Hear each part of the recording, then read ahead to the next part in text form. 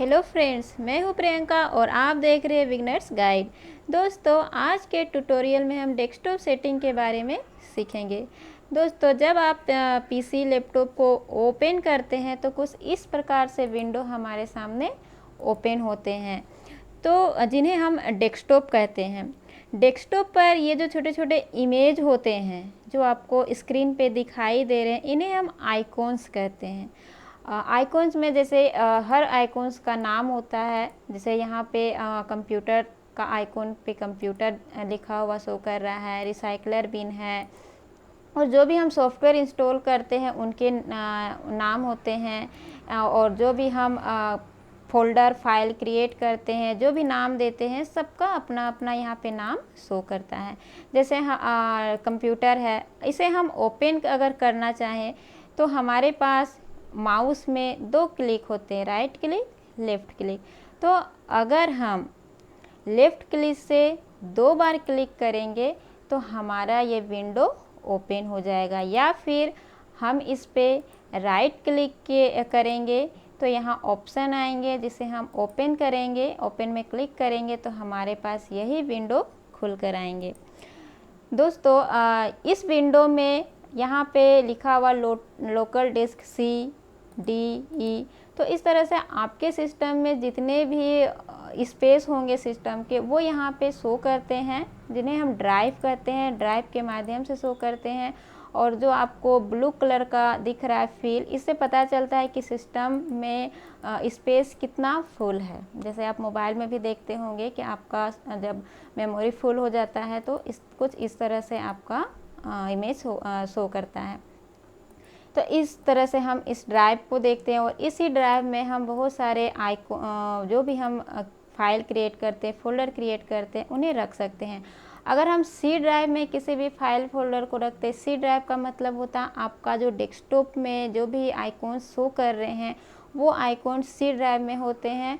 और C drive में जब आप किसी भी फाइल फोल्डर को रखते हैं तो क्या होता है कि जब आपका सिस्टम अगर अचानक बंद हो गया और अगर स्टार्ट नहीं हो रहा और अगर आपको फॉर्मेट करना पड़े तो सी ड्राइव में जितने भी आपके फाइल होते हैं, फोल्डर होते हैं या सॉफ्टवेयर होते हैं, वो सारे डिलीट हो जाते हैं और फिर से आपको नए तरीके से फिर सारे फाइल फोल्डर क्रिएट करने पड़ते हैं। तो इसीलिए हम लोग जब भी कोई फाइल फोल्डर क्रिएट करते हैं तो अगर इम्पोर्टेंट हो तो हम कोशिश करते हैं कि उसे D, E या जो भी ड्राइव आपके सिस्टम में हो उस पर आप रखें, तो आपका डाटा डिलीट नहीं होगा। जब भी आप सिस्टम को फॉर्मेट करवाएंगे या करेंगे तो आपका वो डाटा बच जाएगा।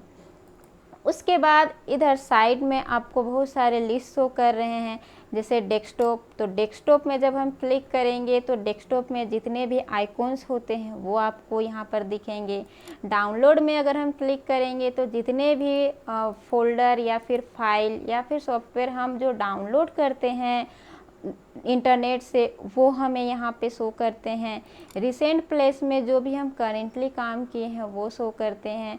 उसके बाद डॉक्यूमेंट में जितने भी डॉक्यूमेंट हम बनाते हैं, वर्ड, एक्सेल का जो भी फाइल क्रिएट करते हैं, वो डॉक्यूमेंट में अगर हम सेव करके रखे हैं तो डॉक्यूमेंट में सेव होते हैं।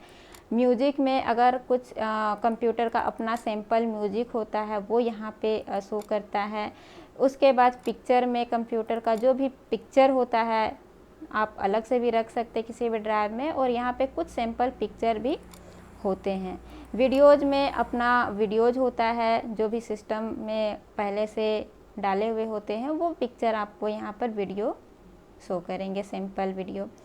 तो दोस्तों, किसी भी आइकॉन को ओपन करने के बाद अगर आपको उसे क्लोज करना हो उस विंडो को, तो यहाँ पे कोने में कट का निशान होता है क्लोज का, जिस पे हम एक बार क्लिक करते हैं तो वो विंडो हमारा क्लोज हो जाता है। उसी तरह से रिसाइकलर बिन का आइकॉन है, जहाँ पे हम अगर इस डेस्कटॉप से कोई भी आइकॉन अगर हमसे गलती से डिलीट हो जाए तो वो रिसाइकलर बिन में जमा होते हैं। जैसे मोबाइल में ट्राश में सारे स्टोर होते हैं, अगर हम डिलीट करते हैं तो सारे जो भी इमेजेज होते हैं वो ट्राश में स्टोर होते हैं। तो उसी तरह यहाँ रिसाइकलर बिन में स्टोर होते हैं और इन्हें हम वापस भी ला सकते हैं।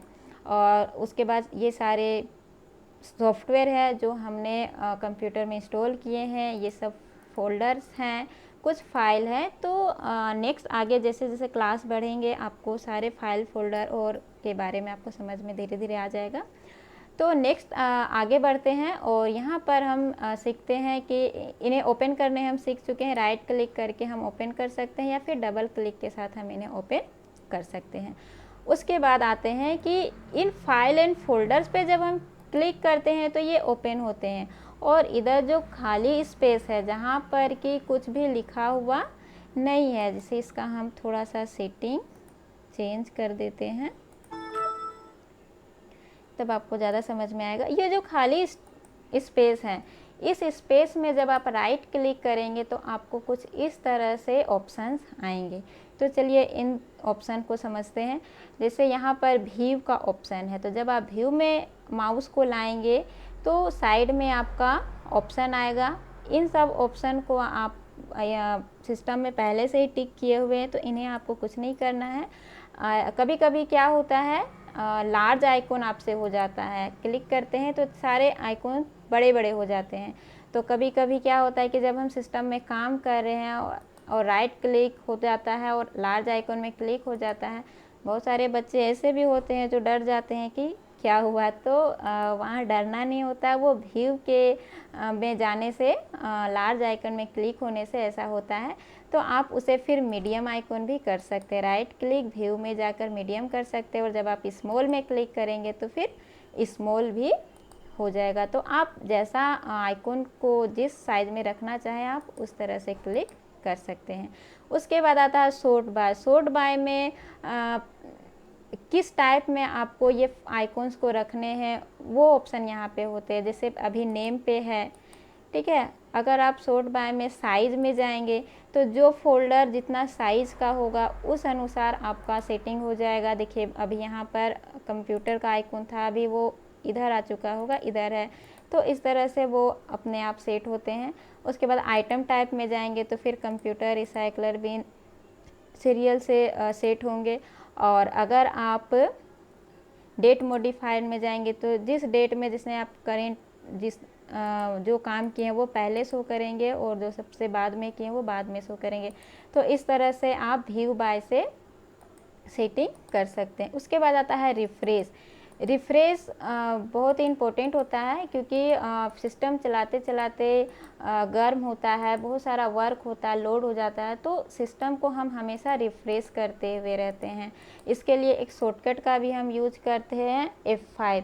आपके कीबोर्ड में F5 का बटन होगा, आप उसे जब प्रेस करेंगे तो आपका ऑटोमेटिक रिफ्रेश होगा, या फिर राइट क्लिक और रिफ्रेश आप कर सकते हैं। उसके बाद है पेस्ट का ऑप्शन है। अगर आप किसी भी को कॉपी करेंगे तो ये सब ऑप्शन आपको काम आएगा। उसके बाद हम चलते हैं न्यू में, है ना। न्यू में जब हम क्लिक करेंगे तो यहाँ इस ऑप्शन के ज़रिए हम बहुत सारा फाइल क्रिएट कर सकते हैं, फोल्डर क्रिएट कर सकते हैं, शॉर्टकट, किसी भी फोल्डर का शॉर्टकट क्रिएशन कर सकते हैं। जैसे आप सुने होंगे MS word, MS PowerPoint, MS Excel.